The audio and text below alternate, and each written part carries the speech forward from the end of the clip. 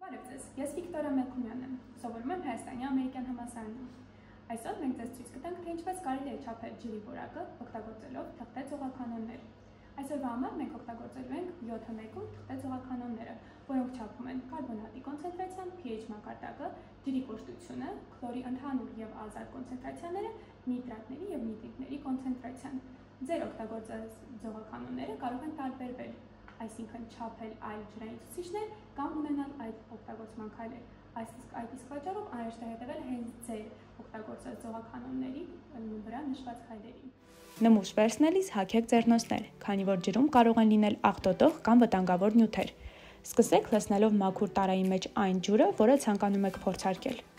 Ջրի մակարդակը պետք է այնքան բարձր լինի, որ թղթե ձողականոնի բոլոր գունափոխող հատվածները ամբողջությամբ ընկղմվեն ջրի մեջ։ Այնուհետև, օգտագործելով 4 ձեռնոցներ, հանեք թղթե ձողականոններից մեկը շշիկից եւ այն ամբողջությամբ ընկղմեք ջրի մեջ այնպես, որ բոլոր գունափոխող բարձիկները լինեն ջրի տակ։ Սպասեք 2 վայրկյան։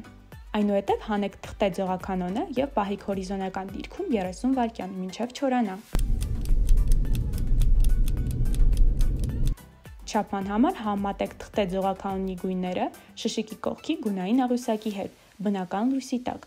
Այն գույնը, որն ամենամոտ է թղթե ձողականոնի վրա երևացող գույնին, ցույց է տալիս տվյալ ցուցիչի մոտավոր արժեքը։ Թղթե ձողականոնը ամենաճշգրիտ արդյունքը ցույց է տալիս չորանալուց 30 վայրկյան հետո, ուստի արագ գրանցեք արդյունքները։ Արդյունքները գրանցելուց հետո օգտագործված թղթե ձողականոնը գցեք աղբամանը։ Փորձարկումների միջև համոզվեք, որ ձողականոնների շշիկի կափարիչը ամուր փակ է եւ խոնավություն չի կարող ներս մտնել։